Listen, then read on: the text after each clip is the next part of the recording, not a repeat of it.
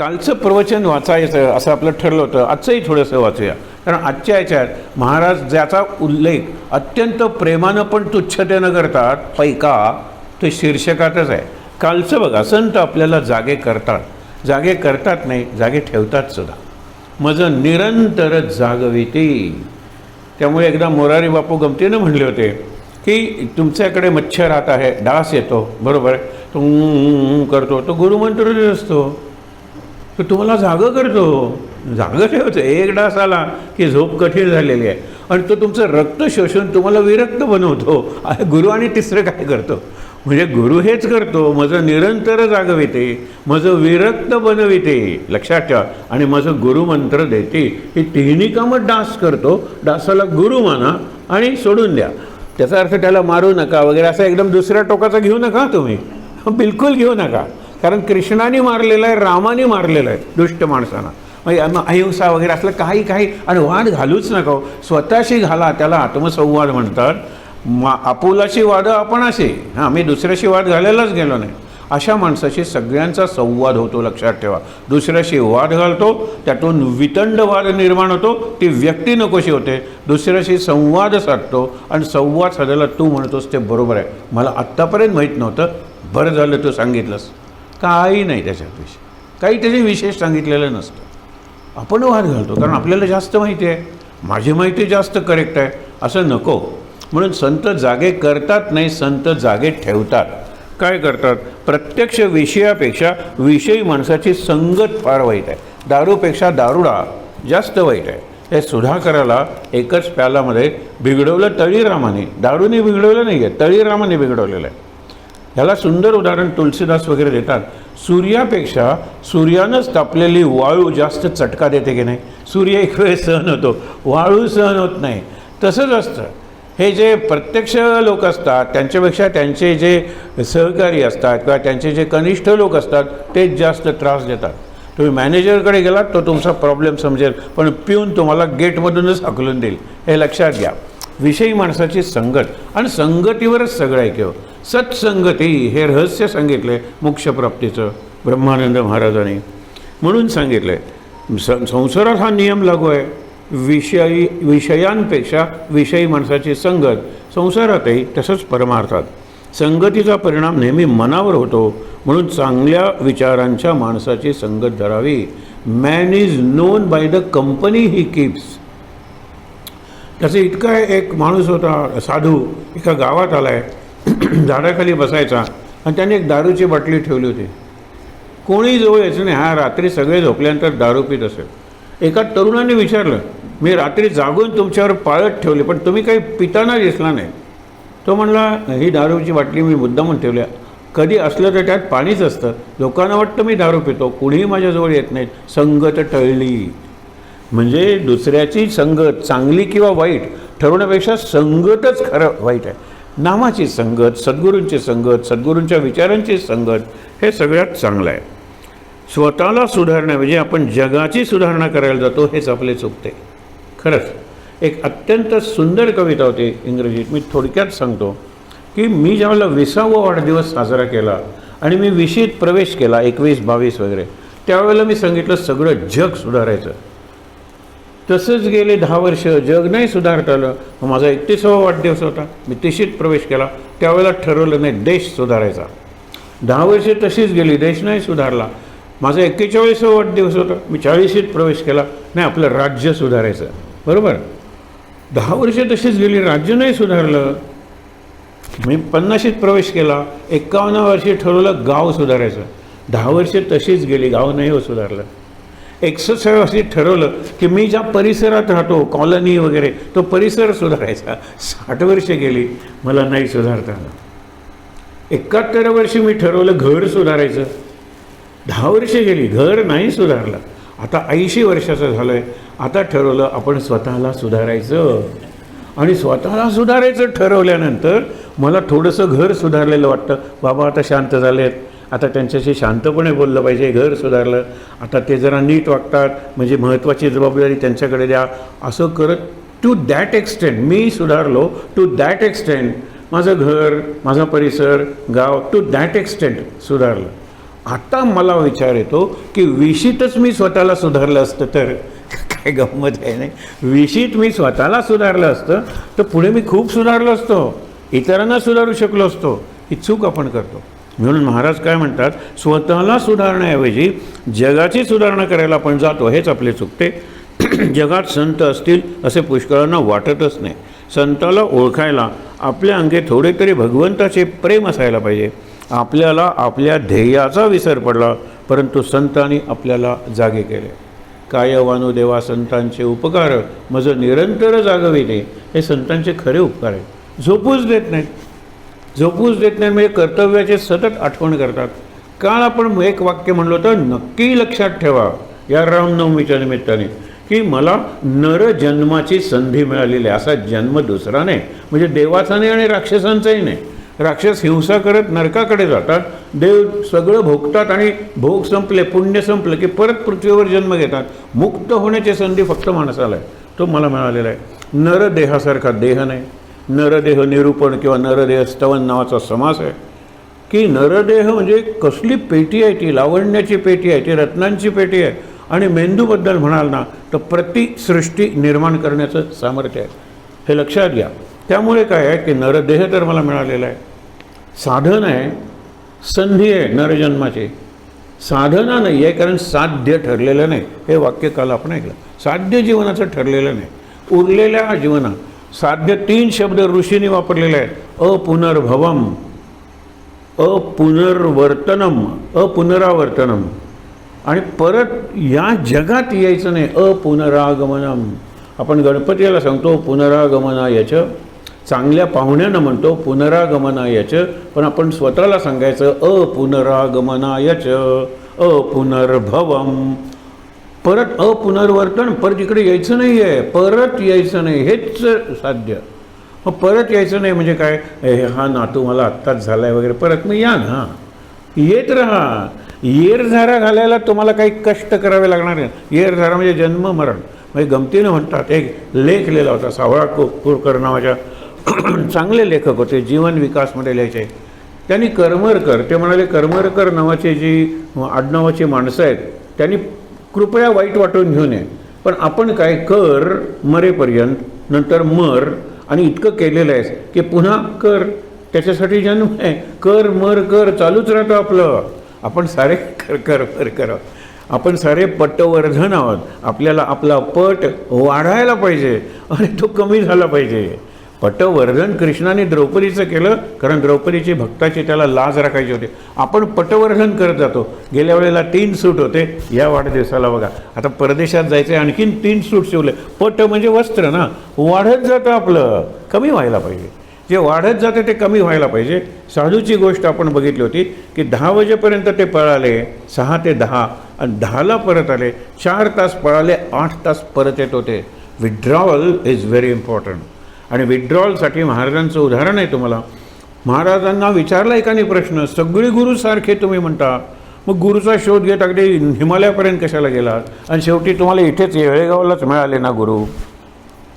महाराज म्हणाले चुकलंच माझं, आधी तुम्ही भेटायला पाहिजे होतात. महाराज हुशार होते. कुठे काम करता? नाही, बँकेत काम करतो. मग बँकेचं काम काय असतं, तुमचे पैसे ठेवायचे आणि पाहिजेत तसे द्यायचे. सगळ्या बँकांची कामं सारखीच आहेत, सगळे गुरु सारखेच आहेत, हो की नाही. मी तुमच्या बँकेत पैसे ठेवले आणि त्यांच्या बँकेत काढायला गेलो, हे नाही, जिथे डिपॉझिट आहे तिथेच विड्रॉवल. मग गुरु सगळे सारखेच आहेत. ज्या गुरुकडे माझं संचित होतं, डिपॉझिट होतं, तिथेच मी विड्रॉ करणार की नाही, त्याच्यासाठी तो शोध घ्यावा लागला. हे महाराजांचं उत्तर फार चांगलं आहे. आपण डिपॉझिट कमी करतो, आपली विड्रॉवल जास्त असते. म्हणून 3 शब्द वापरलेले आहेत. मनाची शक्ती नावाचं बाबांचं पुस्तक आहे. आणि मला एक सूचना करावीशी वाटते, अनाहूतपणे नाही, हक्कानं करावीशी वाटते. काल मी एकाला सांगितलं सुद्धा, इथे तुम्ही मुलांसाठी तरुणांसाठी वर्ग सुरू करा. त्यासाठी रिसोर्स पर्सन्स तुम्हाला इथल्या कॉलेजमध्येच मिळतील. अरे मुलांना लिहिता येत नाही अक्षर, मुलांना वाचता येत नाही, आणि मी नाव सांगत नाही, ज्या मुलांना आपण प्रतिभावंत समजतो इकडे त्यांना वाचता येत नाही. वनवास शब्द वाचता येत नाही. त्यावेळेला मला वाटलं आपण वनवासात जावं कायमचं, कारण हा शब्द वाचता येत नाही आहे. त्याच्यात ना जोडाक्षर ना काही, आणि प्रतिभावान, हेही लक्षात ठेवा.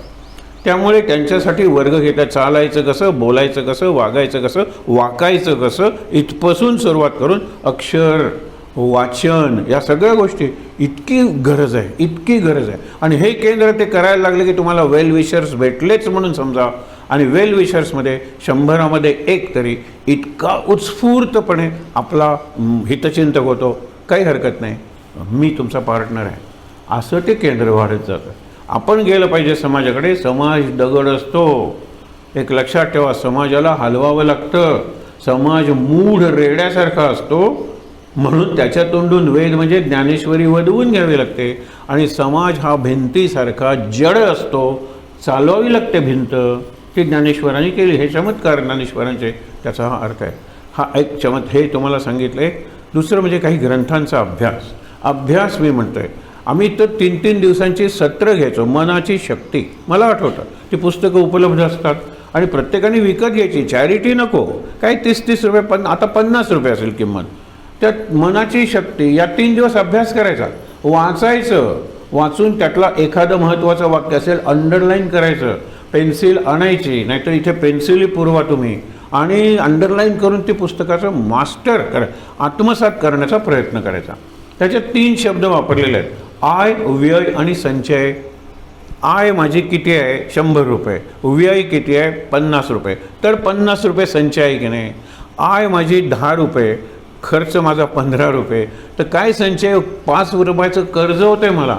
आय शक्तीची, म्हणजे आपण ध्यानातून, नामातून, एकांतातून, मौनातून शक्ती मिळवतो. आणि नंतर एकदा आता माझं मौन आहे, 2 तास खरंच पाळतो मी. आणि त्याच्यानंतर एवढं बोलायला लागतं, एखादं गटार व्हावं तसं मी बोलायला लागतो. म्हणजे आय एवढी आणि वेळ एवढा. At the end of the day we feel fatigued, we feel tired. आपल्याला इतकं थकल्यासारखं वाटतं, इतकं दमल्यासारखं वाटतं, आणि आपण निर्णय शब्द, अगदी आंबून गेला जीव. मग करा त्याची ढिरडी. आंबून जर गेला जीव, खरंच तुम्हाला सांगतो, जीव आंबून गेला हे वाक्य जीव म्हणत नाही. जीवाला वाणी नाही आहे, जीवाला श्रुती नाही, जीवाला काही नाही आहे. ते मनबुद्धीला आहे, बुद्धीला आहे. कशाला थकवायची बुद्धी? नको तिथे कशाला मताची आपल्या चूळ ठोंकायची? पुलंनी आपली सांगे, महाराष्ट्रीयन माणूस तोच, विशेषतः पुणेकर. ते पुणेकर आणि मी पुणेकर म्हणूनच बोलतोय. 2 माणसं बोलत आहेत, मला गरजही नाही, मी ओळखतही नाही त्यांना, पण माझ्या मताची चूळ तुंकल्याशिवाय मी पुढे जात नाही. त्याला म्हणायचं महाराष्ट्रीयन. गरज काय? ते बोलत आहेत, बोलू देत. ते म्हणजे कोण माहिती आहे ना? घरातली मुलगी आणि जावई, घरातला मुलगा आणि सून, हे ते आहेत परके. महाराजांचं वाक्य आहे 50, 60, 70. 70 नंतर जास्त जगत नव्हती त्या काळात. 50व्या वर्षी झाडाखाली असल्यासारखं राहायला लागा. झाडाच्या सावलीत मी बसलो आहे, तिथून दुसरा एक माणूस आला, तो माझ्यापेक्षा धिप्पाड आहे. एक म्हणजे सौजन्य म्हणून मी बाजूला सरकायला पाहिजे, नाही सरकणार, मी आधी आलो आहे, सावली माझी आहे, लाथ मारून मला तो फेकून देईल. माहीत आहे ना? असं घरात राहा, झाडाखाली राहिल्यासारखं. त्याच्यानंतर म्हणतात की आता 60 झाली, पाहुण्यांसारखं घरात राहा. पाहुण्यांनी 3 ट्रंका तुमच्याकडे येताना आणल्या आणि जाताना 4 घेऊन जायला लागले घरातलं काही सामान, तर हो थांबा म्हणतील ना. पाहुण्यासारखं घरात राहा. काही माझं नाही आहे, ते तेवढंच आहे, आणि तेही मी घेऊन जाणार नाही आहे. पाहुण्यासारखं राहा. आणि 70व्या वाढदिवशी मेल्यासारखं राहा, प्रेतासारखं. प्रेताला डोळे आहेत, पाहू शकत नाही, कान आहेत, ऐकू शकत नाही. आजोबा या इकडे, तुमचं काय मत आहे? तेव्हाच मत सांगा. आजोबा आग्रह करतात, माझं ऐकायचं आहे, माझ्या प्रॉव्हिडंट फंडातून हे घर बांधलं आहे, यातून एक तर आजोबांचा प्रवास वृद्धाश्रमाकडे सुरू होतो, किंवा मुलगा म्हणतो मी स्वतंत्र फ्लॅट पाहिला, आम्ही तिकडे राहायला जातो. आजोबा कारण आहे काय? आजोबा आजींच्यासाठी सिंपती करायची. आपण सगळे आजोबा आहोत, आपण सगळे आजी आहोत. नको तिथे गुंतून पडलेलो आहोत, किंवा गुंतून पडलेलं असताना सुद्धा आपल्या सद्गुरूंनी इतकं सुंदर साधन दिले, आकाशासारखं. आकाश सगळीकडे असतो, या 2 बोटांच्या मध्ये आहे, बोटाच्या आत सुद्धा आकाश आहे, नाहीतर रक्त व्हायलाच नसतं, हेही लक्षात ठेवा. तसं नाम आहे. नाही, नातवाला पोचवावं लागतं, पोचवताना नाम घ्या, लक्षात घ्या. नाही, नातवाला तिथे गेल्यानंतर थांबावं लागतं, अरे तर सुंदर संधी आहे नाम घ्यायचे. नाम घ्यायला अडचणच नाही आहे. सोडून मी, महाराजांचं वाक्य आहे, माझीच आडकाठी आहे. महाराजांचं वाक्य आहे, दुसऱ्या कोणाची काठी किंवा लाठी नाही आहे मला नाम न घ्यायला. मुखाने घ्यायला असेल, मनातल्या मनातलं नाम जास्त सूक्ष्म आहे, असं त्यांनी दिलेलं आहे. महाराजांचं आणखीन एक उदाहरण लक्षात ठेवा की किती सूक्ष्म आहे नाम. आणि ते सूक्ष्म असल्यामुळे ते तुम्ही घेता हे दुसऱ्याला खरं कळताही कामा नये. आपण म्हणतो, त्यांनी उदाहरण दुसरं दिलेलं आहे महाराजांनी, की एक रड देते, कुठल्या स्थळी महाराज माझं तुम्ही लग्न करून दिलं, की सासूबाई पहिल्या दिवशी नाम घ्यायला बसले, आमच्या घरात नाम घ्यायचं नाही. दुसऱ्या दिवशी आमच्या घरात माळ वापरायची नाही. मग मी ओठाने घ्यायला लागले, शिव्या देतेस का मला, सासूबाई म्हणतात वगैरे. त्यावेळेला ते म्हणतात, तू गेली 2 वर्ष इकडे येतेस ना, आणि लग्न करून 2च महिने झालेत ना. सासू तुला सांगते, मनात नाम घे, तसं तू घे, श्वासावर घे, सासूला कळणारही नाही, पण गेल्यानंतर माझ्या वतीने सासूला नमस्कार कर. 2 वर्ष मी सांगून तुझे ऐकलं नाहीस, ते सासूने 2 महिन्यात केलं. आत नाम घे, ओठ हलायचे नाहीत, जोरात म्हणायचं नाही, माळ वापरायचे नाही. तिने तसं सुरू केलं. सासूबाईंचा स्वभाव, सासूबाईंना बरं वाटलं, आपला विजय झाला वगैरे. एक 5-6 महिने छान गेले हो. सासूबाई एका काही कारणाने बोलायला लागल्यानंतर ही म्हणते, तुम्हाला काय वाटतं, मी तुमचं बोलणं ऐकलं आहे, श्वासावर माझं नाम चालू आहे. बापरे, सासूबाई म्हणाली, इतकी स्मार्ट सून मला नको. हे बोलायची काय गरज होती, आपल्याला आपलं साधन दुसऱ्याला सांगायची गरज होती. महाराजांचं वाक्य आहे की जे चांगलं आहे त्याला दृष्ट लागते. मोठा केळीचा घड असेल तो झाकून ठेवतो, चांगलं घर असेल तर उलटी बाहुली किंवा चप्पल टांगतो, गोड मुलगा असेल तर एवढे काजळ निरनिळ्या ठिकाणी लावतो. सगळ्यात चांगलं नाम आहे, याच्याबद्दल काही वाद आहे इतक्या ॲट दिस स्टेज, त्याला सगळ्यात जास्त दृष्ट लागते. तुम्ही 11 दिवस 4 वाजता उठा आणि ऑफिसमध्ये सांगा, हल्ली मी 4 वाजता उठतो, दुसऱ्या दिवशी उठू शकणार नाही. दुसऱ्याच दिवशी तुम्ही कशाला ॲडव्हर्टाईज करता स्वतःचं साधन.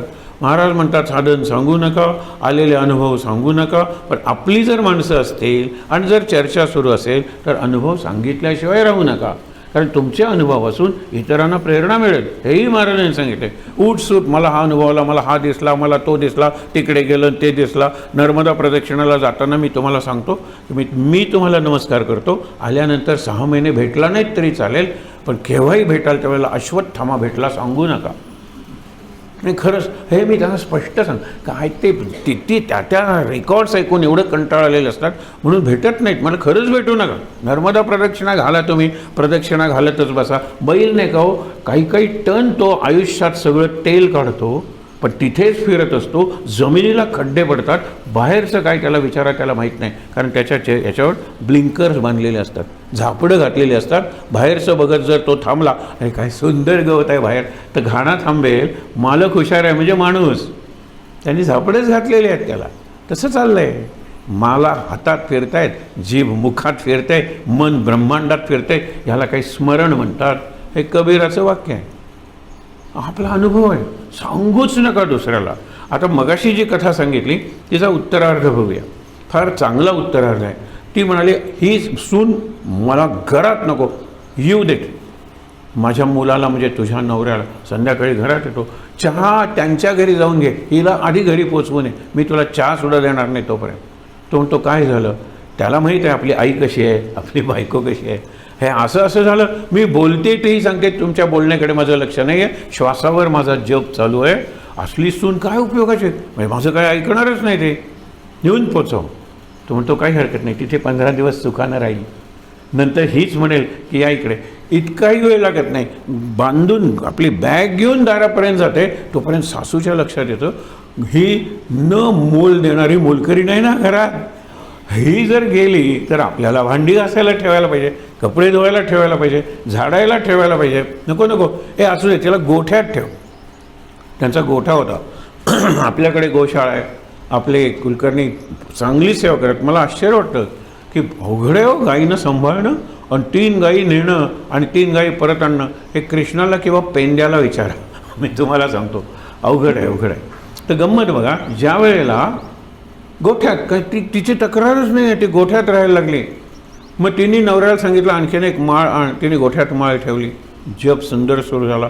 शेवटी म्हणाली ही चांगलं चाललं, हिला खायलाच देणार नाही, पेंड आणि गवत खाऊन हे राहायला लागली ही सून. सत्यकथा आहे ही, ह्याला पाणीच देणार नाही, गोमूत्र पिऊन राहायला लागली. इतका गोठा स्वच्छ ठेवायला लागली, गाईंना आंघोळ घालून स्वच्छ ठेवायला लागली. या गोसेवेमुळे नकळत तिला एक, आपण म्हणतो ना ESP, 6वं इंद्रिय तिचं जागं झालं. तिला एक शक्ती मिळाली दुसऱ्याच्या मनातले विचार ओळखण्याची. ती आपलं काम करते, तिची तक्रार नाही. बायको म्हणायची धुणं धू, परत गोठ्यात जा. हे धू परत गोठ्यात जा. हिचा मुक्काम गोठा होता, घरची सगळी कामं करत होती, परफेक्ट होती. कुणा सासू म्हणते याला काही माझी तक्रार नाही आहे. एक दिवस त्यांची महत्त्वाची केस आहे कोर्टात आणि म्हणून पूजा जोरात चाललेली आहे सासरेबुवांची. अशा वेळेला वकील येतात जे शेजारीच राहत असतात. शंकररावांचं झालं का? शंकरराव कुठे? त्याची म्हणाली देवघरात आहेत. ही गोठ्यातून म्हणते ते सांबाराच्या दुकानात आहे. नाही म्हणाली, नाही देवघरात तुला ऐकू येत नाही? घंटा ते आरती करता येते, ते चांबाराच्या दुकानात आहेत. हा संवाद आजोबांच्या कानावर पडला. त्यांनी आरती थांबवली, धावत आले, सुनेच्या पायाला नमस्कार केला डोकं टेकून. आणि तुला कसं कळलं? त्यावेळेला सासूला आश्चर्य वाटतं, तुम्ही देवघरात होतात ना? नाही, देवघरात माझा देह होता, मी मनात विचार करत होतो आज फाटक्या चपला घालून कोर्टात जायचं का? महत्त्वाच्या केसचा निकाल आहे, आपल्या बाजूने लागला तर काय आहे? आणि चांभार देतच नव्हता. आज तरी चांभार देईल का? नवीन बांधायला दिलेल्या चपला. मी चांभाराच्या दुकानातच होतो. जिथे देह आहे तिथे मी आहे का जिथे मन आहे तिथे मी आहे? त्याचं उत्तर उघड आहे, जिथे मन आहे तिथे मी आहे. म्हणून आपण अटेंडन्स घेतो शिक्षक, नंबर 37 प्रेझेंट. एकदा प्रेझेंट म्हणलं की he is absent minded, not present in the class. तो प्लॅन करतोय, वाढदिवसाचे तो प्लॅन करतोय, काय सगळं आहे. म्हणून प्रेझेन्स फिजिकल आहे शरीराचा, ॲबसेंट माइंडेडनेस हा महत्त्वाचा आहे. प्रेझेंट तुम्ही मेंटली आहात का? नंतर सुंदर उदाहरण तुम्हाला देऊ शकतो, आत्ताच देतो. शंकराचार्यांनी दिलेलं उदाहरण आहे, आपण जरा ते मॉडर्नाइज करूया. एक अत्यंत चांगला व्यापारी AC रूममध्ये आपल्या बायकोबरोबर झोपलेला आहे. बंगला आहे, बंगल्याच्या खोलीच्या बाहेर नोकर आहेत, आत बाहेर सिक्युरिटी आहे, सगळं छान आहे, छान झोपलेलं आहे. स्वप्न पडतं. स्वप्नात तो जातो मित्रांबरोबर वनभोजनाला. नंतर तो म्हणतो की पक्ष्यांचं निरीक्षण करावं आणि वाट चुकतो. मित्रांना मिळत नाही, संध्याकाळ होते. मित्र म्हणतात जाऊया आता. हा म्हणतो आता रात्री मी जर केलं तुम्हाला जनावरं खातील. मग कुठे आधार मिळतो का बघा? झोपडीसारखी कोणीतरी गुराखीने वगैरे बांधलेली असेल, पूर्णपणे गवताची एक झोपडीसारखं स्ट्रक्चर असतं. आजची रात्री इथे हलवूया, उद्या जाऊया वाट शोधत. आणि मग काय होतं, इतका जोरात वारा येतो, झाडावर झाडं घासली जातात, घर्षण होऊन आग लागते वनाला. वाऱ्याबरोबर ती आग त्याच्या झोपडीकडे येते. झोपडी म्हणजे फक्त गवताची असते. मेलो मेलो वाचवा वाचवा एवढ्या जोरात तो म्हणतो. तो सिक्युरिटी धावत येतो, ते बाहेरचे नोकर धावत येतात. बायको उठून बसते, बायको दिवा लावते. ह्याला घाम आलेला आहे, याची छाती धडधडते, याच्या मस्तकाच्या शिरा उडत आहेत. आणि ह्यांनी मेलो मेलो वाचवा वाचवा प्रत्यक्ष म्हणलेलं आहे, ते त्यांनी सगळ्यांनी ऐकलेलं आहे. आणि नंतर म्हणतो स्वप्न होतं नाही का? काय खरं आहे? स्वप्न खरं आहे का? हा खरा झोपला आहे AC मध्ये. बायको म्हणते मला काही घाम आलेलं नाही आहे, मी छान झोपलेले होते, तुम्हीच ओरडून उठलात. म्हणजे मी होतो कुठे नक्की? विचार करा या प्रश्नाचा. So be present minded. Shriram Jayram जय जय राम म्हणताना मी इथे आहे. श्रीराम जयराम जय जय राम म्हणताना मी हे करतोय, नाम घेतो. श्रीराम जयराम जय जय राम म्हणताना हा क्षण म्हणजे हिअर नाव अँड दिस. इथे आत्ता आणि ही कृती करताना मी जिवंत आहे. उद्याचं सांगू नका, कालचं मेलेलंच आहे सगळं. आत्ता मी जिवंत आहे. हा क्षण हाच गुरु आहे, हा क्षण हाच धर्म आहे, हा क्षण हेच सत्य आहे, हा क्षण हीच मुक्ती आहे, हा क्षण हीच समाधी आहे, हा क्षण हीच शांती आहे. या गोष्टींना उधारी नाही आहे. उद्या ये मी तुला शांत करीन, याला काही अर्थ नाही. म्हणणारा जिवंत असेल कशावरून? बघा ना. म्हणून आत्ता आपल्याला जे काही करायचं आहे ते बघूया. पुढे काय म्हणतात, चुकीची वाट चालत असताना अरे तू वाट चुकलास अशी जागृती संतांनी आपल्याला दिली.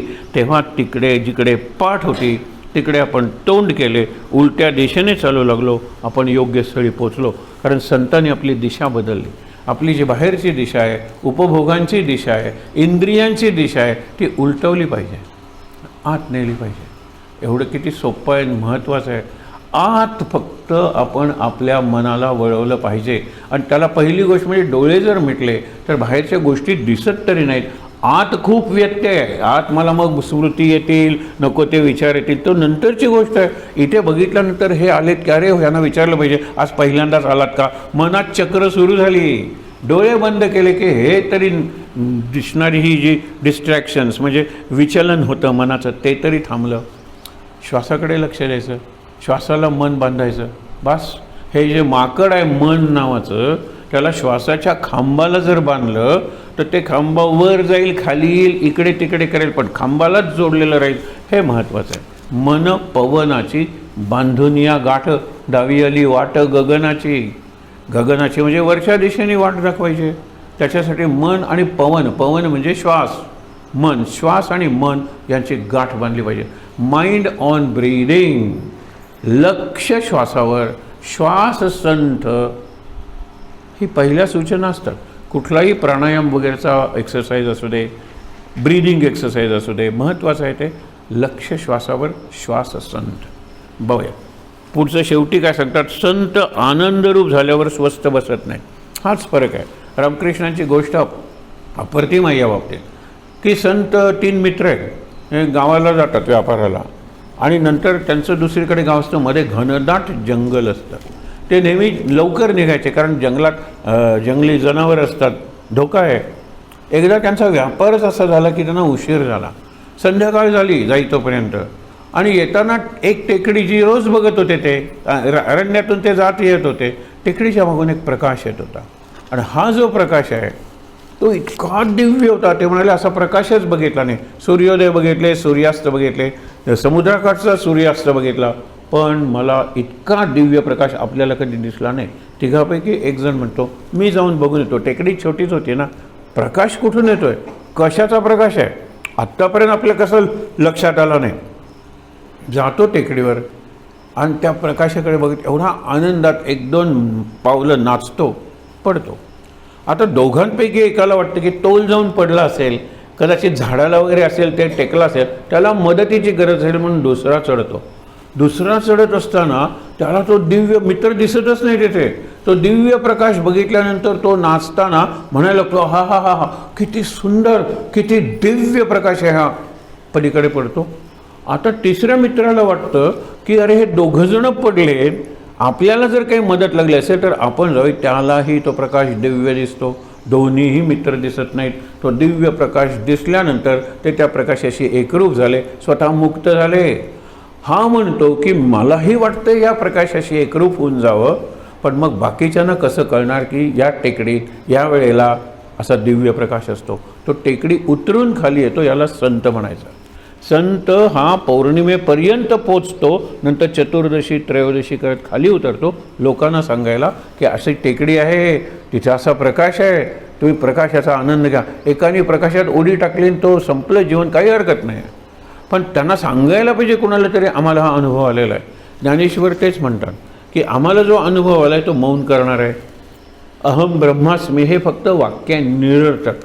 जो ब्रह्माचा अनुभव घेतो तो मौनच असतो. ब्रह्म काय बोलतं का? अहम ब्रह्मास्मीचा जप नाही बोलेला. दासबोधात सांगितलं, जप काय करा, अहम ब्रह्मास्मी, अहम ब्रह्मास्मी, अहम ब्रह्मास्मी. त्या ब्रह्माचं केव्हा भ्रमात रूपांतर होईल, अहम ब्रह्मास्मी होईल. ब्रह्माचा अनुभव शांत करणार आहे. पण लोकांना सांगण्यासाठी शब्द वापरावे लागतात, कारण आपली हीच अडचण आहे. शब्दा वाचून कळले सारे, शब्दांच्या पलीकडले. हे शब्द आहेत की हो, शब्दा वाचून कळले सारे, शब्दांच्या पलीकडले. हे शब्द नाही आहेत का? लोकांना शब्दाशिवाय कळणार नाही आहे, कळणार नाही. त्याला आणखी नाही काय, मुका स्वादनवत नारद भक्तिसूत्रात सांगितलेलं आहे की पेढा कसा आहे. तुमची भाषा निराळी आहे, माझी भाषा निराळी आहे. मी जर म्हणलं की बर्फी कशी आहे, मिठी आहे, तुम्हाला मराठीत असेल मिठी, मिठी मारायची आहे. हे काय आहे? अरे प्रत्येक गोष्टीत असं घडतं. एका भाषेतला ध्वनी दुसऱ्या भाषेत निराळ्या अर्थाचा असतो. खूप सांगता येईल, पण जाऊ दे, विषय नको वाढवायला. तर नारद सांगतात की सांगितलं एखाद्याला, एकाच्या हातात वडा, बटाटे वडा दिला, एकाच्या हातात बर्फी दिली, एकाच्या हातात तिसरा पदार्थ दिला, आणि ते सगळे पदार्थ चांगले. कशी आहे बर्फी? तर गोड आहे. कशी सांगणार आहे तो? सांगा बरं. तो मुका आहे, त्याला बोलता येत नाही, अशी आहे. बटाटे वडा दिला, तोही चांगला आहे, मुका आहे तो, त्याला बोलता येत नाही, छान आहे. तुम्हाला बटाटे वडा जसा आहे तशीच बर्फी आहे असं वाटलं ना, तिसरा पदार्थ द्या, तुम्हाला सांगताच येणार नाही, त्याला कळतच नाही आहे. म्हणून पुढे जायचं आणि त्या पेढ्याचा एक तुकडा त्याच्या हातात द्यायचा, बर्फीचा द्यायचा किंवा बटाटे वड्याचा द्यायचा. तो म्हणतो आता कळलं बटाटे वडा कसा आहे. मुकास्वादनवत म्हणजे मूक माणूस आस्वाद घेऊनच सांगू शकतो हा पदार्थ कसा आहे. ह्याला म्हणतात अनुभव. अनुभवाला पर्याय नाही. अनुभवाला पर्यायी शब्दही नाही आहे, हे लक्षात ठेवा. अनुभव, अनुभूती आपण म्हणतो, पण अनुभव हा अध्यात्मातला शेवटचा शब्द आहे. जोपर्यंत अनुभव नाही तोपर्यंत पौर्णिमा नाही आणि अमावस्याही नाही. जास्तीत जास्त चतुर्दशीपर्यंत पोचता येतं. ज्ञानोबांनी सांगितले देहाच्या पातळीवर चतुर्दशीपर्यंत, पुढे गुरुकृपा. तुमचे प्रयत्न चालले पाहिजेत आणि ते गुरुकृपा अशी आहे की गुरु खाली वाकून तुम्हाला वर घेऊन जातो. म्हणून खाली वाकणं हा अवतार आहे आणि वर नेणं अवतार आहे. प्रत्येक माणसासाठी स्वतंत्र अवतार आहे देवाचा. कल्पना करा तुम्ही, असे 10 अवतार वगैरे हे पुराणातले. माझ्यासाठी माझा देवाचा अवतार. आणि म्हणून त्यापेक्षा ते स्वस्थ बसून आपण, काय सुंदर वाक्य, हे वाक्य मला कळलं. आपण फुकट धडपड करून मरतो आणि संत स्वस्थ बसून आनंदात जगतात. फुकट धडपड, व्याप का वाढवा त्यांनी सांगितले. उपाधी वाढवावी पण उपाधीत न सापडावे. समर्थ म्हणतात ना, उपाधी वाढवा, व्याप वाढवा. एकाची 2, 3, 4 दुकानं देत, पण गुंतून पडू नका. एकाची दुसरी ब्रांच झाल्यानंतर आपण गुरुवार फ्री ठेवलेला असतो, कारण गुरुवारी दत्ताची भक्ती करायची, महाराजांची भक्ती करायची, म्हणून गुरुवार फ्री. दुसरी ब्रांच झाल्यानंतर त्या दुसऱ्या ब्रांचमध्ये एरवी दुसरा कोणीतरी बसतो, माझा भाऊ किंवा चुलत भाऊही असेल, पण गुरुवारी मी त्या दुकानात जातो. गुरुवार गेला की हो. आणखीन तिसरं झालं तर मी नाईट शिफ्ट करेन त्या दुकानासाठी. व्याप वाढला की आपण त्याच्यात गुंततो. गुंतू नका, उपाधी वाढवा तुम्ही, उपाधीत सापडू नका. यासाठी दत्तात्रेयांनी गुरु केले कोळ्याला पूर्ण नाभी. तो आपल्या नाभीतून तंतू काढतो, त्याचं सुंदर जाळं विणतो, त्या जाळ्यावर लीलया चालतो, कधीही जाळ्यात अडकत नाही किंवा खाली पडत नाही. पण एखादी माशी किंवा कुठलाही कीटक सापडला त्याला गुंडाळून ठेवतो आणि आपल्या सोयीने खातो. दत्तात्रेयांनी नमस्कार केलेला आहे. आणखीन एक कोळी त्यांना असं आढळलेलं आहे, दत्तात्रेयांना वेळ आहे, लक्षात ठेवा. आपल्याला वेळ नाही असं कसं म्हणता हो सांगा. किती वेळ आपला डाऊन द ड्रेन जातो. डाऊन द ड्रेन म्हणजे गटारातून वाहत जातो. अप द ब्रेन काहीच येत नाही, कारण मला वेळच नाही आहे. मला 15 मिनटं स्वतःसाठी नाही आहेत. ओ काय प्रपंचातली कामं नाही आहेत. कुकर आल्यानंतरसुद्धा मला स्वयंपाकाला तेवढाच वेळ लागतो. हे मिक्सर आल्यानंतरसुद्धा, पूर्वी पाटा, वरवंटा, रगडा होतं ना, अरे वॉशिंग मशीन आल्यानंतरसुद्धा मला तेवढाच वेळ, उरतच नाही वेळ. वॉशिंग मशीन वगैरे अशी साधनं आहेत की ते शिट्टी देऊन सांगतं, बाबा रे कपडे धुवून झालेत म्हणून. तू 45 मिनटात, पण मी मोबाईलवरच बोलणार आहे ना, मला वेळ पुरणारच नाही आहे. ती माझी अडचण कायमच आहे. विज्ञानाने आणि तंत्रज्ञानाने किती साधनं यंत्र दिली तरी माझं वागण्याचं तंत्रच आहे की मंत्रासाठी मला वेळ नाही आहे. कितीही यंत्र द्या तुम्ही, उलट करायला पाहिजे. कमी वेळ. आता पूर्वी बाजारात जाऊन येऊन एक अर्धा तासांनी मी थकत होतो. आता निदान स्कूटर आहे, गेलो आलो, झालं तुझं काम, 15 मिनटं देवासमोर बसतो. निवृत्तीनंतर म्हणायला काय हरकत आहे. मी तुम्हाला सांगितलं होतं की नातवांनी सांगितलं पाहिजे, आजोबा कुठे, देवघरात. आजोबा कुठे, देवघरात. आजी कुठे, देवघरात. आजी कुठे, देवासमोर. हा माझा परमनंट ॲड्रेस असला पाहिजे म्हातारपणी. आणि तुम्हाला नाही हे काम करा ना. कामाची कटकट नाही आहे, लक्षात ठेवा. कामाची अडचणच नाही, अडकाठी नाही आहे. मी ती बनवली आहे कारण मला सोपं वाटतं नाम चुकवणं, मला सोपं वाटतं उपासना न करणं, साधना न करणं, हे मला सोपं वाटतं. हे माझ्या अंतर्मनातला विचार आहे. मग मी बाहेरची कारणं वगैरे सांगतो. म्हणून शेवटी सांगतात, ज्या संतांचा ग्रंथ आपण वाचतो, कुठल्याही संतांचा, हा ग्रंथ संतांचाच आहे किंवा ज्या संतांचा ग्रंथ आपण वाचतो तो त्यांच्या कृपे वाचून नीट समजणार नाही. म्हणून काल बघितलं होतं की ज्ञानेश्वरी ठेवामध्ये नमस्कार करा, प्रदक्षिणा घाला, आरती करा, फुलं घाला, सगळं करा आणि प्रार्थना करा, तुझ्या दासबोधासी त्वाबोध व्हावे. ही समर्थानं केलेली प्रार्थना आहे किंवा हे दासबोधा, तूच मला तुझा अर्थ सांग. हा हे रिच्युअल करून बघा तुम्ही. एका छोट्या ग्रंथाचं पारायण करा, मनाचे श्लोक करून बघा. 7 दिवस लागतात जास्तीत जास्त. सप्ताह करा, रोज 15 मिनटं वाचली ना तर मनाचे श्लोक 3 दिवसात वाचून होतात. 2 तासात मनाचे श्लोक वाचून, 2 तासात गीता वाचून ऑफिसला जाणारी मंडळी आहे. फार मोठे ग्रंथ नाही आहेत हे, पण आत्ता सांगितल्याप्रमाणे करा. सुंदर मनाच्या श्लोकाचं पुस्तक घ्या, त्याला छान कव्हर घाला, त्याला एखादं प्लास्टिकच्या, हल्ली पिशव्यासुद्धा किती सुंदर मिळतात, ते पिशवीत ठेवा. भावपूर्ण त्याने, तुझ्या दासबोधासी तसं तुझ्या मनोबोधासी त्वा बोध व्हावे. हे रामदासा, रामदासांचं चित्र निदान मनाच्या श्लोकावर तरी त्या पुस्तकावर असतं की नाही, शोधायला दुसरीकडे कुठे जाऊ? अहो फक्त मोबाईल काढा, त्याच्यात रामदासांच्या निरनिराळ्या वेशातली यावेशातली सगळी चित्र आहेत, काढा तुम्ही. आणि हल्ली जरा तुम्ही दिलं काही रुपये खर्च केलेत की त्याच्यापेक्षा कितीतरी आपण कॅन्टीनमध्ये खर्च केलो तर ते चित्र सुंदर मिळतं. हे चित्र एवढं होतं का? एवढंसं चित्र असतं.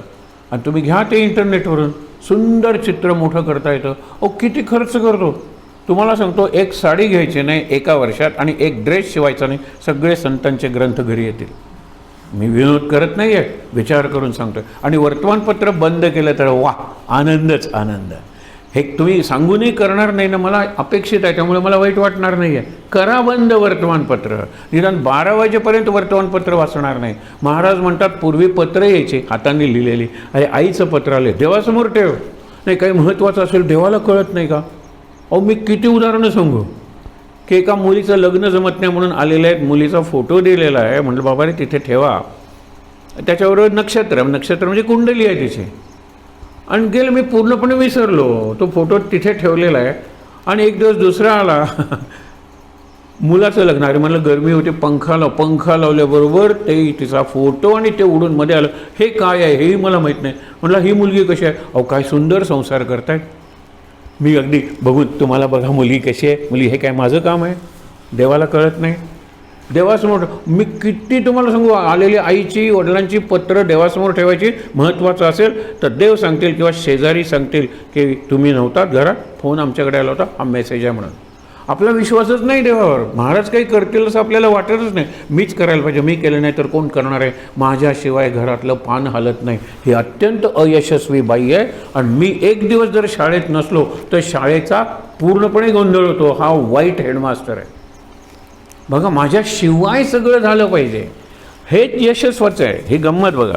शेवटचं वाक्य, अंगी विद्वत्ता नसताना देखील त्या ग्रंथांचा अर्थ अगदी स्वाभाविकपणे कळेल, वारकरी लक्षात ठेवा. काही वेळेला काय सुंदर अर्थ सांगतात, त्यांना काही व्याकरण येतं, ते काही शिकलेले आहेत.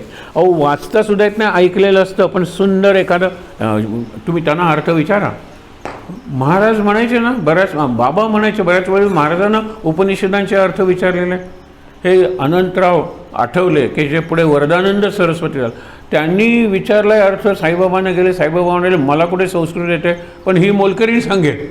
ती झाडत होती तिथे, मोलकर्णीला त्याने हात लावला, हा शक्तिपात असतो. मोलकर्णीने उपनिषदांचा अर्थ सांगितला आणि हे अनुभव लिहिलेले आहेत. आणि त्याच्यानंतर पुस्तकं आली उपनिषदांचा, त्या अनंतराव आठवलेंचं उपनिषदांवर चांगलं पुस्तक आहे.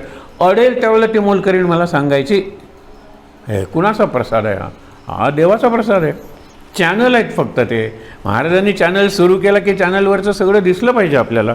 शेवटचं वाक्य, सत्पुरुषांच्या वचनावर विश्वास ठेवून त्याप्रमाणे वृत्ती बनवणे हा खरा सत्संग आहे. नाहीतर सत्संग आपण खूप करतो. सत्समागम महाराजांचा आवडता शब्द आहे. सत्समागम, सम आगम. आपण नुसतं एकत्र नाहीत, आगम निगम म्हणतो ना, चर्चा करा. राम कृष्ण हरी गोविंद या नामांचे निखळ प्रबंध माझी आत्मचर्चा विशद उदंड गाती. ज्ञानेश्वरीतली उभी आहे. राम कृष्ण हरी गोविंद कुठलंही नाव घ्या, या नामाचे निखळ प्रबंध, एकात एक बांधलेलं आणि निखळ. आपल्या जीवनात फक्त श्वास आहे, श्वासावर नाम घ्या. राम कृष्ण हरी गोविंद या नामाचे निखळ प्रबंध माझी नुसतं नाम घेत नाचू नका, माझी आत्मचर्चा विशद उदंड गाती. ते वैष्णव आहेत, गातात, आनंदात आहे. रडत खडत कशाला चर्चा करायची सांगावर, आनंदात करूया. आणि भांडण व्हायला लागलं, आपण उद्या बोलूया का याच्यावर, मला जरा महत्त्वाचं काम आठवलं. Leave the place, change the person, change the topic, change the activity, you are at peace with yourself. राग घालवायचा आहे ना, या 4 गोष्टी करा. रागाची सिच्युएशन आहे ना, प्रसंग आहे तो, हा दूर जा, ती व्यक्ती बदला, विषय बदला, ॲक्टिव्हिटी बदला. चला रागवायचं, 1 मिनिट आपण टी व्ही लावूया का? टी व्ही लावल्यानंतर हां मी हेच म्हणत होते बघा, आणि हळूहळू खरंच आहे गं, पण ती काय म्हणते ते ऐक. मग म्हणतं की खरंच आहे, हेही थोडी चुकते आणि तीही थोडी चुकते, यांचा साम्य झालं. Change the activity. तिथे तेच करत बसायचं, तिथेच चोच मारत बसायचं, जखम होणारच. सुविचार, संतांची आज्ञा पालन करणं ही संत सेवा आहे. संत सेवा म्हणजे हे पुसलं ते झाडलं ही बाहेरची सेवा आहे, ती करायलाच पाहिजे. त्याशिवाय परिसर स्वच्छ राहणार नाही. पण परिसर स्वच्छ ठेवा असं मी इथे कुठे वाचलं नाही, पण मौन परिसर एवढं मात्र मी वाचलं. मौन परिसर, हा सगळा परिसर मौन आहे, मौन असतो, आपण नसतो त्यावेळेला. पण मौन भंग करण्याचा मला काय अधिकार आहे? मी नाही बोलणार, शांत बोलेन, जवळ जाऊन बोलेन, कानात सांगेन, खुणाने बोलेन. हे जमेल का? नक्की जमेल. बघा प्रयत्न करून. आणि मग क्वालिटी ऑफ उपासना, उपासनेची प्रत किंवा दर्जा एवढा वाढेल की तीच एक माळ जास्त आनंद देऊन जाईल. तेच 15 मिनटं नुसतं ध्यान करणं, मौन बसणं प्रचंड शक्तीचा संचय आपल्यात करून जाईल. हे महत्त्वाचं आहे. आजचं फक्त वाचूया. आणि आज काय आता आरती फार उरलेल्या नाही आहेत म्हणून जरा हा विषय आपण घेतला आहे. आज 15 एप्रिल आहे, बरोबर. आजचं प्रवचनही चांगलं आहे, पैका. महाराज, मला आवडतो शब्द महाराजांचा.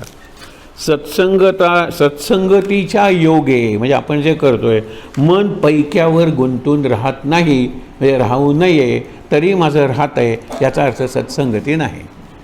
सत्संगतीत मला गंमत वाटतं. Under the right, under the nose, पहिल्या खुर्चीवर बसून लोक मोबाईलवर इन्व्हेस्टमेंटच्या शेअरवर गेला का, हां हे करा ते करा ते करा. काय सत्साने उठून जावं ना सरळ. बाकीचे लोक सांगतात काय काय तो मोबाईल बंद करा, पण मी तुम्हाला सांगतो सगळ्यात आधी आत्ता चालू असलेला फोटो आपल्या परदेशातला सुनेला जास्तीत जास्त वृद्ध आजीबाई पाठवतात. हा माझा अनुभव आहे. म्हणून मला कधीही वाईट वाटत नाही, कारण मला माहीत आहे त्यांचं लक्ष अगदी तंद्री लागलेले नाही आहे, खाली tick tick tick tick tick tick tick tick चालू आहे. आत्ताचा फोटो आत्ता मला घरात जाईतोपर्यंत गोव्याहून फोन येतो, काय सुंदर पूजा झाली होती नाही, बघा हा फोटो कोणी पाठवला. असे इथेच सांगत नाही, सगळीकडचा अनुभव आहे. फोटो पाठवणं, म्हणून म्हणतो ना की गुरुदेव रानडे म्हणतात, आधी नाम आठवा, नंतर ते साठवा, नंतर ते गोठवा, पाठवा मात्र कधी करू नका. पण आम्ही नाम पाठवा, send and forward, send and forward, send and forward. आणि असं सेंड अँड फॉरवर्ड की एका चांगल्या शिक्षकाला, चांगल्या मुख्याध्यापकाला विचारलं, अरे हा तू फॉरवर्ड केलास तो तुला कोणी पाठवला काय? कारण अचानक पाऊस पडणं हे सध्याचं नियम झालेलं आहे. आणि त्या काळात गोव्यात अचानक पाऊस पडत होता. त्यांनी टीचर्स डे होता, टीचर्स डेला त्याला अनेक संदेश येत असतील, मुख्याध्यापक होता, आवडता होता, त्यांनी ते पाठवलं अनेकांना. माझ्या एका मित्राला आला जवळच्या, तो म्हणाला की हा मेसेज बघा सर, छत्री केव्हाही लागेल ना, सध्या पाऊस पडतोय, against the rainy day teacher is your umbrella, असं काहीतरी वाक्य होतं. रेनी डे म्हणजे संकट, ऑड, तुझ्या जीवनातली कठीण परिस्थिती रेनी डे म्हणतात. त्यावेळेला शिक्षकाची छत्री उपयोगी पडेल. मी त्याला फोन केला की अरे छत्रीची कल्पना तुला कसली छत्री, तू मेसेज नाही का फॉरवर्ड केला? मी बघितला नाही म्हणाला. छत्री दिसले नाही त्याला. कल्पना करा, मुख्याध्यापक, त्याला मेसेज, एवढा मेसेज, त्याच्यात एवढं वाक्य, एवढी छत्री, ती छत्रीसुद्धा दिसली नाही त्याला. Forward forward forward. आणि हल्ली काही ग्रुप करायचा, क्लिक मारले, फार वाईट आहे. आणि यातून सुटायचा मार्ग व्हॉट्सॲप बंद करणं किंवा न चालू करणं. तुम्ही ऐकणार नाही आहात, पण मला सांगायचा अधिकार आहे, कारण मी कशावरच नाही आहे. नाहीतर वेळच मिळणार नाही, वेळच मिळणार नाही. लोक म्हणतात की तुम्हाला केव्हा फोन करायचा, केव्हाही करा, कारण फोन सायलंटवरच आहे. मला माहीत असलेल्या लोकांना महत्त्वाचं काम असेल तर ते पुन्हा फोन करतील तेव्हा आपण हे आपण ठरवायचं आहे. आपली अडकाठी आपण दूर करायची आहे. आपल्यालाच वाटतं आ बैल मुझे मार, काय झालं, बैलांनी मारलं का, कसं नाही, मी त्याच्या मार्गात उभं राहिलो, म्हटलं नंदी नंदी नंदी, मला वाटलं नमस्कार करेल, मला नंदीने घेतलं शिंगावर. नंदीच्या मार्गात उभं राहिल्यानंतर तुम्ही त्याला नंदी ओम नमः शिवाय म्हटलं, तो बैल आहे शेवटी, तो तुम्हाला मारणारच. मी त्याच्या मार्गात उभा आहे. खरंच मला सगळ्यात आवडणारी गोष्ट आणि म्हण म्हणजे अग अग म्हशी मला कुठे नेशी. हे म्हण आपल्याला माहीत आहे, त्याचं बॅकग्राऊंड माहीत नाही. गमतीचं सांगतो तुम्हाला. काय सांगतो की ज्या वेळेला हा बस आपलं झालं, शेवटचं वाचून संपूया. ही गोष्ट ऐका, अग अग म्हशी मला कुठे नेशी. आपण आहोत, ते आपले आत्मकथा आहे. आजची सगळी उदाहरणं बघा, ती सगळी माझी उदाहरणं आहेत. म्हणजे आपल्यापैकी प्रत्येकाच्या माझी उदाहरणं आहेत. विनोदी वाटतील तुम्हाला. पूर्वीच्या वेळी लवकर लग्न व्हायचे, जावई बापू सासूरवाडीला जायचे, पहिल्यांदा जर जात असते, जावई बापूंचं वय 11 वर्ष, म्हणजे अजून टीनेजरमध्ये सुद्धा झालेलं नाही. अशा वेळेला सांगतात, हे बघ, आधाशासारखं स्वयंपाकघराभोवती फिरायचं नाही, बरोबर. 3दा हाक मारल्याशिवाय जेवायला जायचं नाही. वाढल्यानंतर एखादा पदार्थ आवडला म्हणून तोच खायचा नाही. हे घरात जावई बापू नाही, घरातले ते पुत्रबापू आहेत. सगळ्या सूचना. आणि एक सासूबाई जो पदार्थ करतायत त्याचा वास चांगला आहे, आवाज निराळा आहे, आणि काही काळाने परत तोच आवाज. आई असा पदार्थ करत नाही. बरं, विचारायचं कसं, सासूबाई काय करताय? आईने सांगितलं विचारू नकोस, बोलवल्याशिवाय जेवायला जाऊ नकोस. त्यांना असं वाटतं का म्हणे तुला घरी जेवायला मिळत नाही म्हणून, स्वयंपाकाभोवती घिरट्या घालू नकोस, वास चांगला येतोय म्हणून. मग आता काय करायचं? त्याला उत्सुकता आहे, आवाज, वास आणि आवाजाची एक फ्रिक्वेन्सी. जातो मागच्या बाजूला गोठा आहे, स्वयंपाकघर आहे, उंच पाय करून बघतो, सासूबाई काय करतात दिसत नाही, नुसतं काहीतरी करतायत, फिरवतायत दिसतं. शेवटी हुशार आहे हा जावई बापू, गोठ्यातली म्हैस सोडतो आणि म्हशीचं शेपूट पिळलं ना की म्हैस पुढे जाते, स्टिअरिंग व्हील सारखी ती. तो तिला स्वयंपाकघरात आणतो आणि बघतो तर हे घावन करताय सासूबाई.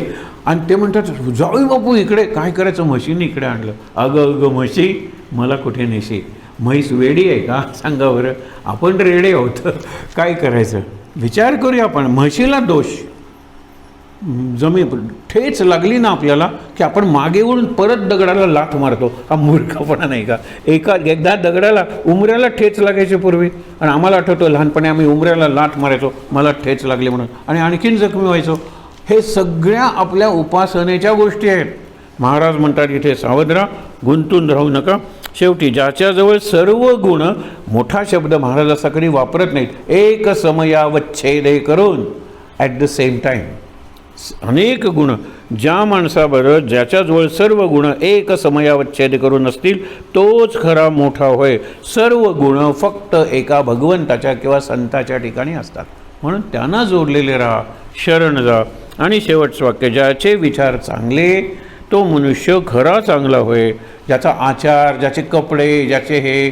एकाने विचारलं मला, गोव्यात एक असे आहेत संत पुरुष की ते 10 अंगठ्या का घालतात? म्हणलं 20 बोटं नाहीत म्हणून. पायात त्यांना जोडवी घालायला सांगू का संतांना? 10 बोटात 10 अंगठ्या. ते बघून तू मला विचारतो हे कसले संत? म्हणलं आम्ही त्यांना संत मानत नाही, आम्ही त्यांना सत्पुरुष म्हणतो. पुरुष आहे, 10 बोटात 10 अंगठ्या, आम्हाला एकही अंगठी परवडत नाही. हे गंमत बघा. त्याच्यामुळे मी मोठा आहे का? महाराज म्हणतात नाही, ज्याचे विचार चांगले तो माणूस चांगला. त्याला जिथे भगवंताचे अनुसंधान आहे तिथे राहणे ही खरी सत्संगती आहे, आणि तिथे मिळेल तो सहज आनंद आहे, लागेल ती सहज समाधी आहे. आजचं वाक्य काय? पैशाचे खरे नाव अर्थ, पण तो करतो मोठा अनर्थ. एक वेळ पैसा व्यर्थ केला तरी चालेल, पण अनर्थ निर्माण करता कामा नये माझ्या आणि इतरांच्या जीवनात. आता एकच 4 ओळी तुकारामाच्या त्या वाचूया, तुळशीशी संबंधित आहेत, आणि आपण काल म्हणलं होतं की त्या वाचूया. कुश्चळ भूमीचे लोक विचारतात हा प्रश्न, कुश्चळ भूमीशी उगवल्या तुळशी. कुश्चळ म्हणजे काय? तुळस कुठे उगवते हो? मला नामाचा आनंद मिळाला आहे, रामा इतका कमी चांगला आहे, मी वाईट आहे, मी दुष्ट आहे, मी त्रास देतो घरातल्या माणसांना, मी भ्रष्टाचार करतो, तरी ही तुळस म्हणजे ही नामाची तुळस माझ्या अंतरंगात उमलली कशी? कुश्चळ भूमीशी उगवल्या तुळशी, देव तिचे पासी सदोदित. आपण म्हणतो विष्णुप्रिया, हरिप्रिया, त्याला अर्पण केल्याशिवाय हरी डोळेच उघडत नाही. ही अशी तुळस आहे ती. तुलसी पीक आले दैवत दुणावले. जसं काल गाईचं सांगितलं ना, गाय दत्तक घ्या, गाईची सेवा करा. कुठे ना कुठेतरी एवढी आपल्याला मदत झाल्यासारखी वाटेल, पण ती एवढी पैशाची नसेल, पण आनंदाची असेल. आत कॅन्सर असला तरी मस्त आनंदात शेवटच्या क्षणापर्यंत जगण्याची गाईची सेवा तुम्हाला शक्ती देऊ शकते. आणि आपल्याला कळणार नाही ही शक्ती माझ्याकडे आली कुठून. अरे 4 वर्षापूर्वी मी तरुण होतो तरी कोसळून पडत होतो, आज नाही. ही शक्ती आली कुठून? नामातून आली असते, सद्गुरूंच्या कृपेतून आली असते, गोसेवेतून आली असते, किंवा तुलसी भक्तीतून आलेली असते. तुलसी भक्ती म्हणजे काय? काल आपण बघितलं, तुळस काहीही देत नाही, मग तिची भक्ती का करायची? म्हणूनच करायची. निष्काम सेवा, निष्काम भक्तीचं एक रूप किंवा आदर्श तुलसीची भक्ती आहे. सत्व तुलसी पिकाले दैव जणे केले, सत्व जरी केले भलं त्यासी. जशी कुशी भूमी आहे तसं सात्विक भलत्या माणसाला बनवलं. खरंच तुम्हाला सांगतो की एक वारकरी नदीत सहज आंघोळीला गेलेला, पहिल्यांदा वारीला गेलेला येतो. त्याला काही माहीत नाही. कोणी सांगितलं आधी चंद्रभागेत आंघोळ करायची, पुंडलिकाचं दर्शन घ्यायचं, त्याला सगळा क्रम सांगितला. त्याप्रमाणे तो आंघोळ करायला जाणार, इतक्यात आंघोळ करत असलेला एक येतो वारकरी. त्याने काहीतरी बोललं असेल, आपण म्हणतो ना नवस वगैरे काहीतरी. त्याच्या गळ्यात 4-5 माळा होत्या. त्यातली एक माळ यांनी या वारकऱ्याच्या गळ्यात घातली. अजून हा चंद्रभागेत उतरलेलाच नाही आहे. सांगितली आता तू माळकरी झालास. तो म्हणतो माळकरी म्हणजे काय? वारकरी. वारकरी म्हणजे काय? आता वारीला यायला पाहिजे. म्हणजे काय करायला पाहिजे? एक तुला सांगतो, आता मांस मच्छी सोड, बिडी सिगरेट सोड, तंबाखू सोड, आणि चौथं जे व्यसन असतं बाईकडे जाणं ते तर सोडच सोड. हे सांगणारा ही सगळी व्यसनं करतो. हा इतका बदलतो. चंद्रभागेतून आल्यानंतर हा पायी घरी येताना सांगत येतो पोरगा, अगं बाबा येत आहेत त्यांच्या आवडतं कोरड्या कर काय. तर मग मांस मच्छी वगैरे करते. ते म्हणते नाही, तुम्हाला खायचं तर खा. मांस मच्छी सोडली, बिडी सिगरेट सोडलं, तंबाखू सोडली, सगळी व्यसनं सोडली. हा नुसता एक माळ घातल्यानंतर बदलला की सत्व जरी केले भलं त्यासे. कोणालाही सात्विक बनवून टाकलं आणि बाकीच्यांना नाही आहे. म्हणून सोन्याच्या तुलसी मोत्याच्या मंजिऱ्या हे म्हणण्याच्या. सोन्याची तुळस म्हणजे काय? खरंच मला कधी मला म्हणजे हे मी वाचून तुम्हाला सांगतोय. तुम्ही असेल गळ्यात तर बिलकुल काढू नका. रुद्राक्षाला इकडून सोनं तिकडून सोनं, काय रुद्राक्षाला वाटत असेल हो? रुद्राक्षाचा अर्थ काय आहे? शंकराचा डोळा आहे. शंकराकडे कुठलाही दागिना नाही आहे. आणि सगळं वाळल्याशिवाय रुद्राक्ष तयार होत नाही. आणि रुद्राक्षाला गोठवतात सोन्यात वगैरे. आणि एकच जर असेल तर वरचं बटन उघडं ठेवून जगाला दिसलं पाहिजे, ओम नमः शिवाय. हल्ली शिवाच्या ठिकाणी तरुण जातात कारण भांग आणि गांजा फ्रीली मिळतो म्हणून. अशी शिवाची भक्ती करून टाकलेली आहे. 3 पुस्तकं काय आली अमिश त्रिपाठीची. आणि त्यांनी शिव म्हणजे नशिडी दाखवलेला आहे. शिवाला शांभवी म्हणजे आपण भांग म्हणतो तो अर्थ नाही आहे. शंभूची शक्ती शांभवी आहे. शांभवी म्हणजे पार्वती आहे. पण जय जय शिवशंकर काटा लगे ना कंकर. भांग प्यायला मग वारकऱ्याला कुठे कळतं माझा पाय कुठे पडतोय? तो ज्ञानबा तुकाराम मजेत निघालाय पंढरपूरला.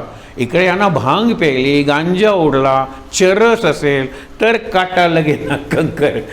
काही नाही हो ही भक्ती. म्हणून सांगितले सत्व जरी केले सोन्याच्या तुलसी मोत्याच्या मंजिऱ्या, भावे घालू घरा. भावे शब्द महत्त्वाचा आहे. आपण अगदी रोज म्हणतो नाम सदा बोलावे, गावे भावे, मग जनासे सांगावे. आधी गावे भावे, नाम गा, भावपूर्णतेने गा. एक माळ सांगितल्यानंतर लगेच प्रिस्क्राईब करतात. हे करा, हे ते करा, तिकडे 3 पौर्णिमा करा, इकडे 4 एकादशी करा, तिकडे 5 संकष्टा करा, इकडे प्रिस्क्राईब. अरे कधीही करू नका, मेलात तरी. प्रिस्क्रिप्शन करायचं मला काय अधिकार आहे? मला काय? आणि जे संत आहेत ते कधीही प्रिस्क्रिप्शन हे 372 प्रवचन आहेत. एकदा सांगितलं नाही तेल घेऊन या देवासमोर उभं राहा, या रंगाचं फूल घेऊन त्या जेवायला, अरे गुरुवार करा, शनिवार करा. एक सांगितलं आहे महाराजांनी. काही सांग हे तुम्ही सोडा म्हणून मी म्हणत नाही आहे, कारण तुम्ही सोडणार नाही याची मला खात्री आहे. पण असू दे ना, चालू ठेवा. पण प्रवचन वाचताना बघा त्यात जप शब्द आलेला नाही आहे. नाम घ्या, नामस्मरण करा. जप शब्द एकदाच आलेला आहे की गायत्री जपाचा संकल्प संपल्यानंतर महाराजांनी केलेलं प्रवचन कौसात. एवढाच जप आपण जपातच सगळं करतो आणि जपत नाही. काय जे जपाचं पावित्र्य जपायला पाहिजे ते ना. म्हणजे जन्मणे आणि म्हणजे पालन करणे. जप शब्दाचा अर्थ असा आहे की माझ्या हृदयातून निघाला, इथे कंपना आली, त्या 4 वाणी आहेत ना, इकडे स्फुरण आहे. स्फुरण सोडा, आपल्या हातात नाही आहे. इकडे स्पंदन आहे, इकडे कंपन आहे आणि इकडे उच्चारण आहे. हे सगळं मिळून जर होत असतं, वा, तो जप आहे. मग त्याला जप म्हणतच नाही. नाम घ्या. तत् जपहा तदर्थ भावनम. हे कुणी सांगितलंय? पतंजलींनी सांगितलंय प्राणायाम सांगण्यापूर्वी. तत् जो परमेश्वर आहे, ओम जो आहे, प्रणव जो आहे, कारण तस्य वाचक हा प्रणव हे आधी सांगितलेलं आहे. त्याचं वाचक खूण कुठली आहे? त्या परमात्माची ओम ही खूण आहे. मग तो जप करायचा आहे ओंकाराचा. महाराज म्हणतात ओम म्हणजे सगळी नामं त्यात आली, बरोबर. तद जपहा, त्याचा जप करा. तद अर्थ, डोकं, आणि भावनम, हृदय, दोन्ही पाहिजे.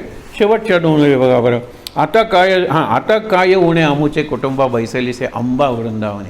खरंच हा भाव आहे. ते अंबा तुम्हाला सांगणार नाही आहे, पण ती जर माझ्या वृंदावनात येतं काही कमी नाही कुटुंबाला. खरं कोंड्याचा मांडा करणारी पूर्वीची आई होती ना, ते मुलांना तिने कलेक्टर आणि काय किती किती शिकवलं नाही का सांगा बरं. एक तीळ 7 जणांनी वाटून घ्या असं सांगणारी आजी होती ना पूर्वी घरात. हे लक्षात घ्या ना. म्हणून आता काय येऊ नये अमुचे कुटुंबा. आमचा बैसलीसे अंबा वृंदावनी एक एक पान त्रिभुवना समान वैकुंठी तो जाण तुका म्हणे. तुम्ही भावानी द्या ना. या काय तुळशीच्या पानाला किंमत आहे, दिसतं तरी चांगलं का. संध्याकाळी जर वेळ मिळा किंवा उद्या आठवण करा की महात्म्य महत्त्व काय संबंध आहेत. आपण महात्म्य शब्द वापरतो. महात्म्य हा खरा शब्द आहे, महात्मा हा शब्द आहे, पण महात्म्य आणि महत्त्व उद्या तिथूनच सुरुवात करूया. आपण उद्या 1-2 उरलेले जे आरती आहेत त्या पाहणार आहोत. आणि शेवटच्या दिवशी रामाची आरती किंवा महाराजांचं रामावर 3 प्रवचन आहेत, त्यातलं एखादं प्रवचन आहेत. त्या ठिकाणी ताट बसूया शांत. उपासनेला म्हणूया. उपासनेला दृढ चालवावे, भूदेव संतासी सदा लवावे. सत्कर्मयोगे वय घालवावे, सर्वामुखी मंगल बोलवावे. जय जय रघुवीर समर्थ. ओम सहनाववतु सहनौ भुनक्तु सह वीर्यं करवावहै. तेजस्विनावधीतमस्तु मा विद्विषावहै. ओम शांति शांति शांति. हातावर हात चोळूया. ते हात चेहऱ्यावर डोळ्यांवर चोळूया.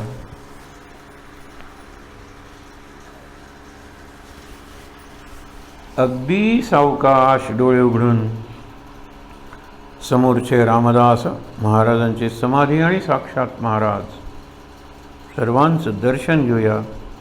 इथे असलेल्या सर्वांना नमस्कार करूया. सर्वांना नमस्कार नमस्कार नमस्कार. महाराज महाराज महाराज.